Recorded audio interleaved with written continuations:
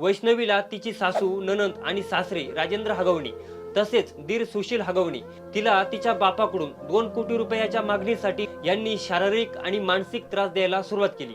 यातच ऑगस्ट 2023 मध्ये वैष्णवी गरोदर राहिली। तिने ही आनंदाची बातमी तिच्या पतीला म्हणजे शशांकला सांगितली, पण त्याने तिच्या चारित्र्यावरती संशय घेऊन हे बाळ माझं नाही दुसरे कोणाचं तरी असेल असं सांगून शशांक आणि सासरे लोकांनी तिच्यासोबत भांडण करून तिला मारहाण केली होती आणि माझ्या राहत्या घरातून चालती हो, नाहीतर मी तुला हकलवून देईल असं म्हणून शशांकनं त्या गरोदर अवस्थेमध्येच तिला हकलवून माहेरी पाठवलं होतं।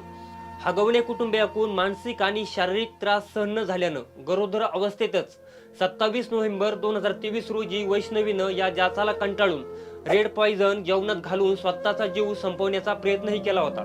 तेव्हा तात्काळ वैष्णवीला औसाच्या एम्स हॉस्पिटलमध्ये ऍडमिट केलं। तिथं साधारणतः 4 दिवस तिच्यावरती उपचार सुरू होते, पण या दरम्यान सासरचं कुणी अगदी नवरा सुद्धा भेटायला आला नाही, साधं पाहायला देखील आला नाही असं तिच्या वडिलांनी म्हटलंय। या सगळ्या प्रकरणाबद्दल तुम्हाला काय वाटतं? याबद्दलच्या तुमच्या प्रतिक्रिया आम्हाला कॉमेंट करून नक्की सांगा।